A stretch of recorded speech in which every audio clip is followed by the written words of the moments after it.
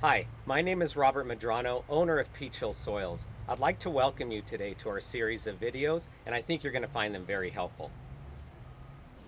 Today's video, I'd like to focus on composting our kitchen scraps at home with the help of some earthworms, also known as vermicomposting. Some of the products that we're going to recycle today are watermelon rinds, banana peels, corn on the cob, things like this. And I'd like to show you how that's done. This here is a can of worms. This was made specifically for housing earthworms and putting your recycled scraps in this container. It also catches the worm tea at the bottom. But you could do this with a Rubbermaid container or something less expensive that might be laying around the house that could be used for this same earthworm project.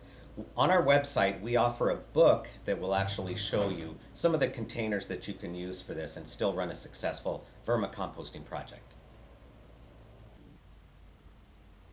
What you're looking at here is approximately 1 pound of earthworms. There's about 1,200 to 1,500 worms in 1 pound.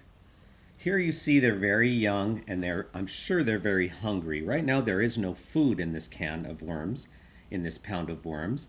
What you see here, the dirt looking material, is their bedding, and this is called cocoa coir. They like to bed themselves inside the cocoa coir. So they're hungry and they'd like to get some food and some moisture. So I just finished a piece of watermelon. This is one of their favorite foods. Why? Because it's very soft. They get their liquid from the watermelon as well, and it's easy for them to chew on and digest. So I'm going to go ahead and open this up a little bit here and set this piece of watermelon face down into the worms. I also brought with me today part of the breakfast this morning, my breakfast banana. I'm also going to put that face down. They also love banana again because it's so soft. So we're going to go ahead and distribute this around for them, and they're going to start eating it. Now what you see here, this pound of worms will support a family of 4. And you don't want to feed them all of your scraps. In other words, you don't want to give them meat, chicken, things like this. Fruit and vegetables are the best diet for the earthworms. As you could see, we just placed the watermelon and banana peels just a few minutes ago. We're already getting some action from the worms. As I said, they're very hungry. Let's see if we have anything under here. Yeah, you could see some earthworm activity already on this piece of watermelon. Let's check out the banana peel. Yeah, there's one there. I'm sure they're going to start migrating over to this kitchen scraps here, these fruit scraps. And I'm pretty sure within 24 hours this is going to be covered with earthworms.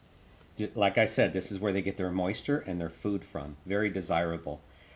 Another important factor is, where do we store our can of worms? Ideally in a dry, cool, shaded area, like a garage perhaps. But if you're in an apartment or a condo and you don't have a garage, a laundry room would work. Places like that, they're not going to escape the container. They're going to stay where there's food and moisture for them. Also, the worms are light sensitive, so it's very important when you're done feeding to cover the worms.